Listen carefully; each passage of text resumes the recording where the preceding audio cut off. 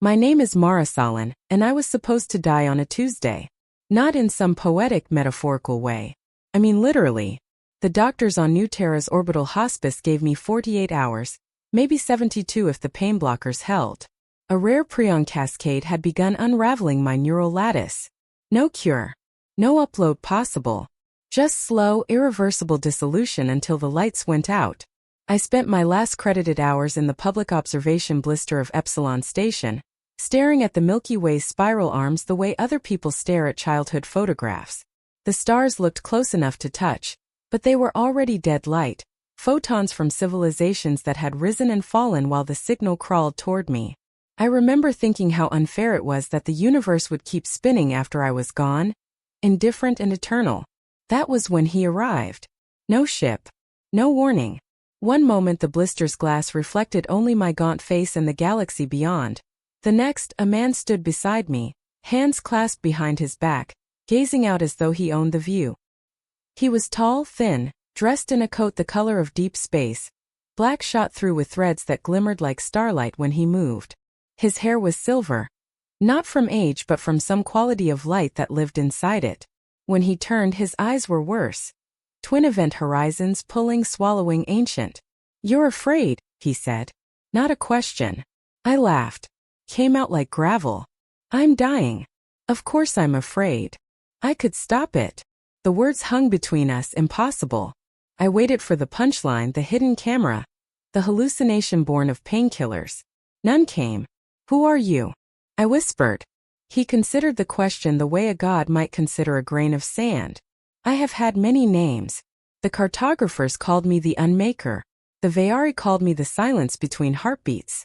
Your species would probably call me a monster." He smiled, small and sad. "Tonight you may call me Kale." I should have run. Instead I asked the stupidest possible question. "Why are you here?" "Because you asked me to be." "I didn't." "You did. 43 minutes ago, subjective time, you looked at the galaxy and thought, if only someone out there cared enough to save just one insignificant person." The thought was so pure, so sharp. It cut through 13 billion years of entropy and found me. I stared at him. My mouth tasted like copper. "I don't save people," he continued, almost apologetic. "I end things. Civilizations that grow too proud. Species that learn to unbind spacetime. I have collapsed galactic superclusters to keep the cosmos from tearing itself apart in war. I once erased an entire timeline because its inhabitants discovered how to weaponize causality. I am very, very good at destruction." He lifted one hand. Between his fingers, a perfect scale model of the Andromeda flickered into existence, spiral arms turning slowly. Then he closed his fist. The galaxy crumpled like burning paper, winked out. No sound. No debris. Just nothing where 100 billion stars had been. "That took less effort than blinking," he said. "Saving one human, though, that is hard." My heart hammered against bone that felt suddenly paper thin. "Why me?" "Because you didn't ask for power. You didn't ask for wealth or immortality or revenge. You asked for someone to care. In 13 billion years, you are the first." He stepped closer. The air around him smelled like petrichor and ozone, like the moment before lightning. "I can rewrite the prion cascade. Restitch every synapse. Give you centuries if you want them. But there is a cost. There always is." He nodded. "I have been alone since before your universe learned to cool. If I do this, I will bind a fragment of myself to you. Forever. I will feel what you feel. Age when you age. Laugh when you laugh.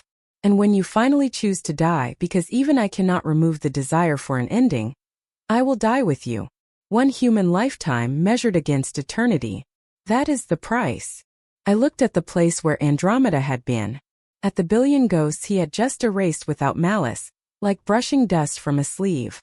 "You would give up everything for me?" "I would remember what it feels like to be everything through you." My legs gave out. I sank to the cold deck.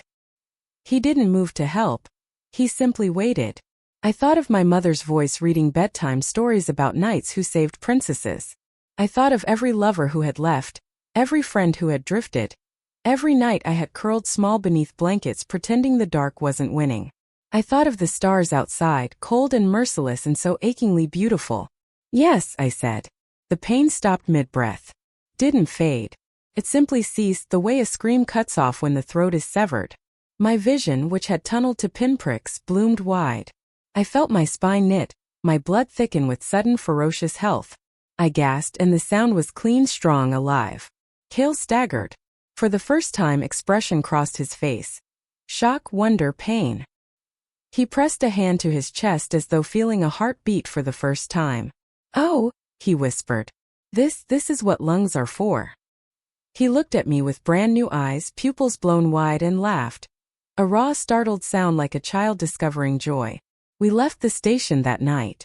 No ship. He simply took my hand and stepped forward, and the stars folded around us like silk.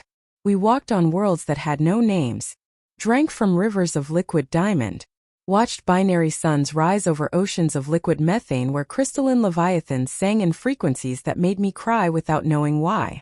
He showed me the Great Attrition Wall, a scar across half the Virgo supercluster where he had once pruned 1 billion civilizations to prevent a heat-death war. The wound still bled dark matter. Everywhere we went, beings of impossible power bowed or fled. Some called him Father. Some called him Devourer. He introduced me only as Mara, and the universe adjusted its grammar around the syllables. Years passed like heartbeats. He learned to make coffee badly. I taught him sarcasm. He composed symphonies by nudging cosmic strings. I taught him to dance badly to 20th century pop in 0G. We argued about pineapple on pizza. He took my side after I threatened to divorce the concept of flavor. We made love on a moon made of frozen oxygen while auroras braided overhead, and when I came it felt like the Big Bang happening inside my skin. But eternity is a long shadow, even when clipped to one human life. I aged. Slowly at first. A silver strand in my hair he kissed like scripture. Then laugh lines, then the soft give of skin at my throat. He never changed, but I watched the wonder in his eyes curdle into something terrified. One night, if night is a word that means anything among the nebulae, I woke to find him sitting at the edge of the bed we had conjured from dark energy, staring at his hands. "I used to hold the death of galaxies in these," he said. "Now they shake when I think about losing you." I took one of those trembling hands and pressed it to the faint map of veins at my wrist. "You won't lose me," I said. "You'll come with me." He cried then. I didn't know he could. We spent my last decade on a small planet we called home. Blue oceans, 2 moons, gravity just gentle enough for old bones. We built a house from living wood that grew around us like an embrace. I planted a garden. He learned to swear when thorns drew blood, then learned to heal the scratches with a touch and a sheepish grin. Children came. First curious refugees from war-torn systems who heard rumors of the Unmaker gone soft, then their children, then theirs. We taught them stories, music, how to plant tomatoes, and how to stand up to bullies. Cale sat on the porch in the evenings, silver hair catching sunset, looking for all the cosmos like an ordinary man watching ordinary fireflies. On the night I turned 93, I walked down to the sea alone. The twin moons were full, silvering the waves. My hips ached, but the ache felt earned like a medal. He found me there, of course. "You're cold," he said, wrapping the coat, still the same coat, threads still glimmering, around my shoulders. "I'm ready," I answered. He closed his eyes. When he opened them, the event horizons had softened into something almost human. "I'm afraid," he admitted. "Me too. But we've done braver things." We sat on the sand. I leaned against him, feeling the faint tremor that had lived in his chest since the day he bound himself to me. "Remember the first time you showed me a supernova up close?" I asked. "You threw up on my shoes. They were terrible shoes." He laughed, the sound cracking. "I have ended more stars than there are grains of sand on this beach," he said quietly. "And none of them mattered half as much as this." I took his hand. My pulse was slow, arrhythmic, but steady enough. "Tell me a story," I said. "One last one." So he told me the story of a being born in the first flicker after the Big Bang, who learned to shepherd entropy itself, who carried the weight of dying universes in his pockets like marbles, who one Tuesday, in a forgotten corner of a forgotten galaxy, heard a single human heart begging not to be forgotten, and chose to burn forever rather than let it go dark. When he finished, the tide had come in. The water touched our toes, warm as breath. "I love you," I said. Simple. Final. I love you, he answered. In every language that ever was or will be. I closed my eyes. The last thing I felt was his arms around me, strong as galactic arms, gentle as dawn. The last thing I heard was his voice, no longer the voice that unmade civilizations, but the voice that had learned to sing lullabies off-key. And then I was everywhere and nowhere, diffused into the coat, into the stars threaded through its fabric, into the space between heartbeats where he had once lived alone. I felt him follow. Across the universe a new star kindled, small, unremarkable, yellow-white. Around it, 9 planets began to coalesce from the debris of his passing. On the third, oceans formed. Algae bloomed. For billion years later, something crawled onto a beach and looked up at the stars and felt, for the first time, wonder. They will never know his name. But sometimes, on quiet nights, astronomers on that young world will detect an impossible pattern in the cosmic microwave background. A faint silhouette, 2 figures embracing, etched across the sky in radiation older than time.